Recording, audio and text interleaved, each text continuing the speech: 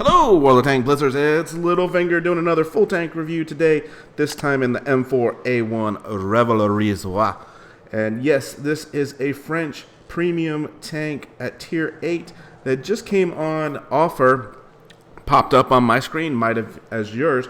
But as you know, the Black Friday event has got several tier 8 premiums tanks for 5,000 gold. Well, this one also included all 9 equipment slots and 30 days of premium time. So I felt like this was a really good deal. I jumped on it. Yes, I've spent a lot of gold here lately, but we've picked up some really fun and interesting tanks, and this one here is no different. Obviously with an M4 hull and 105 millimeter gun doing 350 alpha and 400 with an HE round certainly makes a unique tank. Let's just jump into how I have it set up real quick. Obviously here with the ammunition, we've got 10 rounds of heat as our premium ammo. Make sure you're buying that with silver. And 10 rounds of HE. As far as equipment goes, this is the way I've initially set it up. We may tweak this as we get some more games in. Calibrated shells, we're getting that HE pen value up to 58. Defense system, improved optics, enhanced gun lane drive, improved assembly. The armor on this is horrible. We'll get to that here in a second. Engine accelerator, refined gun, making this thing as accurate as possible. Get us into sniper mode, enhanced tracks, and consumable delivery system. All right, guys, here we are on blitzstars.com. Got the M4A1 pulled up on the left. And yes, the M4 Sherman Tier 5 medium tank pulled up right next to it because that's what you're working with as far as mostly your mobility and your hull armor. Type 59 AMX, the T95E2, which is currently for sale, and the T54 prototype, which is also for sale right now. And you can see here our damage per minute is the tops of these tanks, and it is the second best medium tank overall. So you get a really nice high damage gun, and what I like about it is with 350 alpha per shot with a very accurate gun, you don't have to be exposed near as much as, say, in the T95E2, which has a very close DPM but is doing only 225 in damage, so you've got to be exposed doing a lot more shots. Shell velocity at 970 is near the top of the pack, so again, makes for a nice sniper gun doing a lot of damage. Aim time at 1.9. You can see here, it's right there, smack dab in the middle of the pack. Gun depression, 10 degrees. That's great. You know, there's no other tier 8 medium tank that has more gun depression than that. So then when we get down to movement and mobility, like I said, 48 kilometers per hour is your top speed, as is the M4 at tier 5. You do get a little bit higher power to weight ratio, and the tank to me feels like it moves quite well. I don't find it sluggish whatsoever. So I don't see that as being a problem. Yes, it's not as fast as some of the mediums at tier 8, but yet, you know, I think it's certainly a workable tank as far as getting into situations, getting a hold down, getting on hills, shooting down. You know, it moves quite nicely. Also, 180% credit coefficient. Some of these other tanks here at 175, so a little bit better, not a whole lot of difference.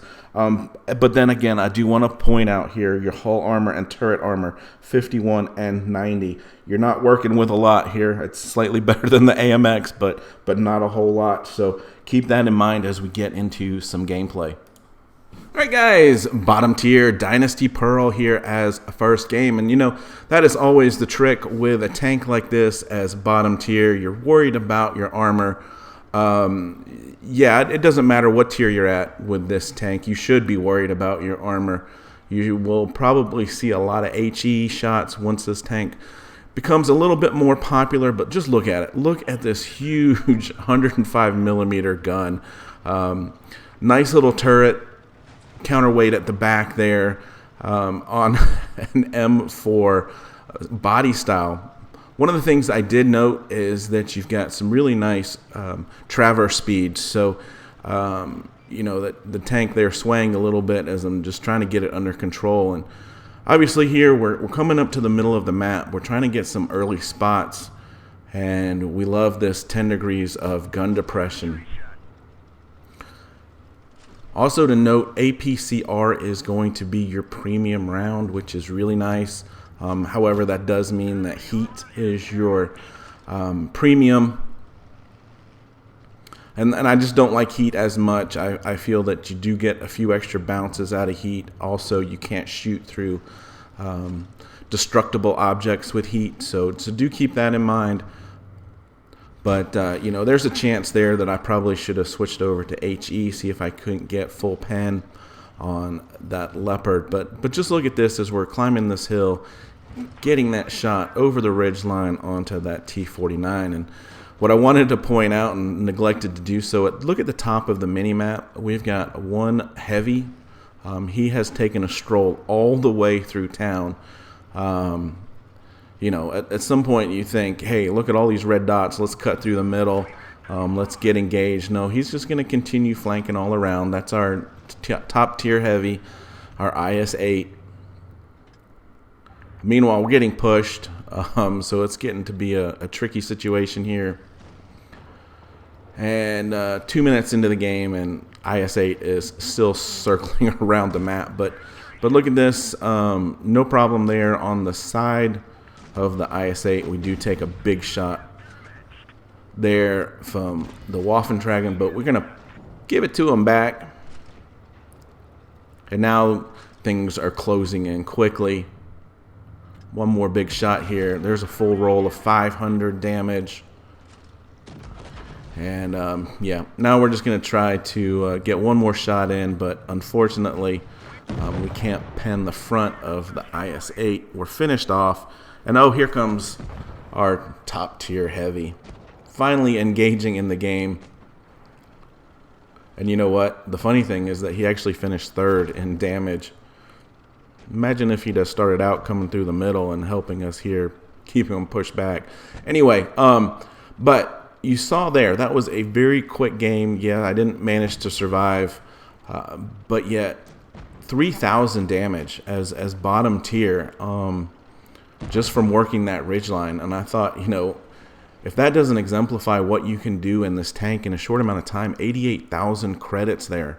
That's a nice little money maker. So we'll roll into the second game here on Desert Sands. This time top tier supremacy game. And yeah, you bet I'm going to love being over here in the hills, using this gun depression to my advantage. And so as we mentioned there, as we went through the comparison of some of the other medium tanks, what I really like about this tank is you've got a really high alpha. And because you don't have a lot of armor, you can take an accurate shot like this one here on the T-49 and then just back on down the hill and not be worried about getting shot or exposed while you have a little bit of a longer reload. So, you know, it's kind of like a best of both worlds in my opinion. A lot of these lighter tanks have a smaller alpha gun, so you've got to be exposed more. And that just makes them even more difficult to play. So the fact that you've got nice gun depression and an accurate, fast aiming gun that does a lot of damage, to me makes this a really fun, enjoyable tank to play. And as you can see here, we don't struggle at all as far as mobility goes. And I don't know what this Dracula was doing around here, but I mean, you know, I don't think he's done any damage on that tank. So I'm going to leave him the kill shot there, and we're going to move on. But again, you know, this is kind of just another example of a game where, you know, we're engaged early, we're getting shots in early, and again, Dracula's disappeared, but we're doing a lot of damage. I mean, look at this here. We've cleaned up on the light side of the map, and we've done 2,300 damage already. So no point waiting around to cap. We've got a heavy advantage here, so we're going to go in and try to get a little bit more damage. We'll work this ridgeline here. We'll get the gun depression down eventually and get a nice little max roll there in a 438 on an APCR round. That's certainly going to help out those stats. A couple more targets left. We're going to pull on in on the ISU. You know, really nothing spectacular here other than just these damage numbers. You know, most of these medium tanks you're going to be playing at this level are going to be, you know, 160 to 220 in damage.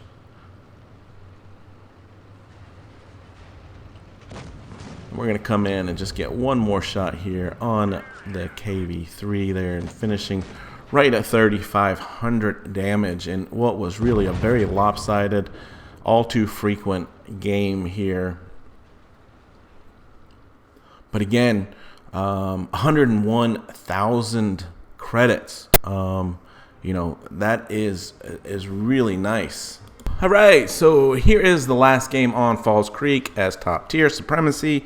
And if you could dream up a perfect game, you know, this would be it for this tank, because we come over to A and get very little resistance.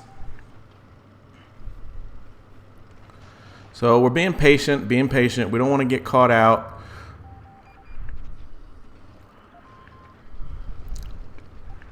The cruel twist there, I think it is he's pushed up. And you can see they've already pushed into the middle of B. Look at this. We're looking all the way down the map, 330 meters straight into the back of that Centurion there. They're making a mad push, so I figure I'm just going to sit in here and get our cap and hope that our guys can hold it. You can see our cruel twist. He's pushed into the full flank at this point in time, going straight through the middle. And look at this. We got tanks everywhere. So this is what I'm talking about. You know, if you could dream up a game where you could be across the map and have targets left and right, this would certainly be it.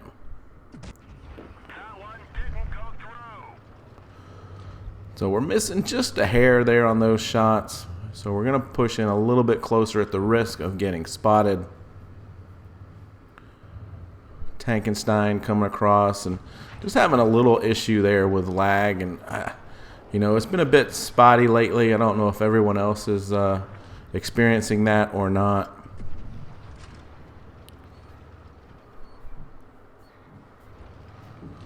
Come on in here and let's just finish off this AMX. And it's a 3-on-3 game at this point in time.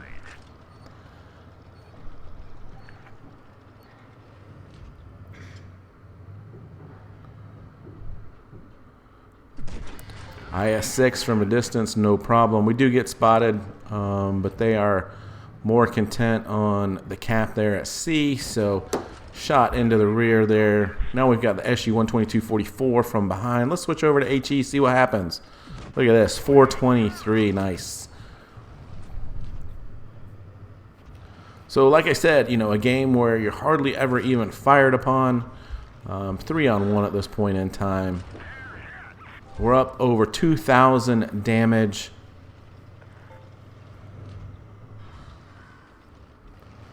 And yeah, we're going to have a little bit of problems penning the front of the Tankenstein there. Basically, that lower plate is the only place that would have been penetrable. Switch over to heat. Yep, no problem. Almost 300 roll there, 289. And we're just going to switch over to HE and finish him off for 40 hit points here and our third kill.